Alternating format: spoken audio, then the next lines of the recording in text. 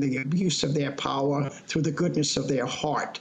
And I'm sad to say that the patriarchy of faith communities like the Catholic Church and other faith traditions, they will have to give up their power because of the grassroots movement from the bottom up, organizing, like in Latin America, so many saying, basta, we will simply not allow you to repress us as you have been doing for so long. And Father Bourgeois, if the church does move forward with this excommunication, is there an appeals process that you can follow through to be heard on this issue, or is that the end of it?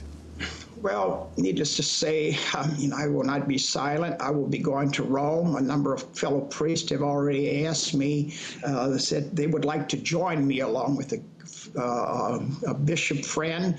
We will be going to Rome to appeal this. I would want to have, and I think I have a right to, and it's reasonable to request after 36 years as a priest, a short meeting with Pope Benedict and other leaders in the church to appeal my case, to simply appeal to them personally and say what I said in my letter to them, that this cannot be justified. And so let me say I feel very, very much at peace with my decision. My biggest concern when I got that letter from Rome, I must say I was nauseous. I knew it could be possible, but I thought it was remote. Excommunication is very serious in the Catholic Church. My biggest concern was my family, a close-knit family in Louisiana. Catholic, my father, 95 years old, a devout Catholic, goes to church every day.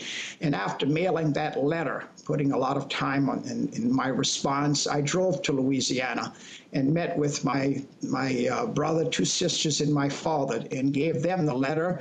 And I really was concerned about how they would take this. My brother said that I would be breaking my father's heart, and that hurt me. But at that meeting we all had, the family meeting, my father first spoke, and he simply said, look, he said to my siblings, my brother and sisters, his children, he said, look, God brought Roy back from the war in Vietnam. God took care of Roy in his mission work in Bolivia and El Salvador and brought him home safely. And God's going to take care of Roy now. He is doing the right thing, and I support him. When he said that, I wept. I was so at peace. I was so joyful. And to see now my brother and sisters joining my dad in supporting what I'm doing, it takes a great burden off of me. It makes the struggle a lot easier. And there's nothing, let me just say that, there's nothing that the Vatican can do to me to take away that inner peace and serenity that I feel now. I know there are some rough times ahead, but like in our SOA Watch movement, we will move ahead with hope.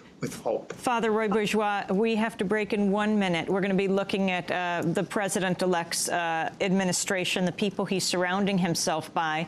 Do you have hope that School of the Americas, well, it's called WINSEC now, but for a long time called School of the Americas, that you've been calling for the closure of because of its training Latin American officers who have gone home to commit egregious human rights abuses, do you have hope it will close under an Obama administration?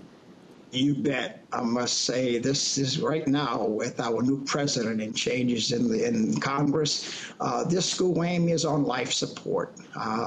We're predicting that this is going to be the last year of the School of Assassins. That school should not exist. It has caused so much suffering and death to others in Latin America.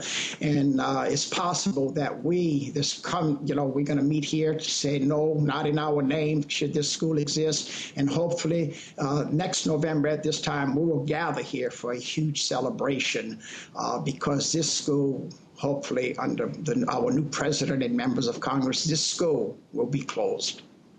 Father Roy Bourgeois, we thank you very much for joining us. He is sitting in his home, a small house just outside the gates of Fort Benning, Georgia, where thousands are now descending from around the country for the annual protest of the School of the Americas. He heads up SOA Watch, School of America's Watch.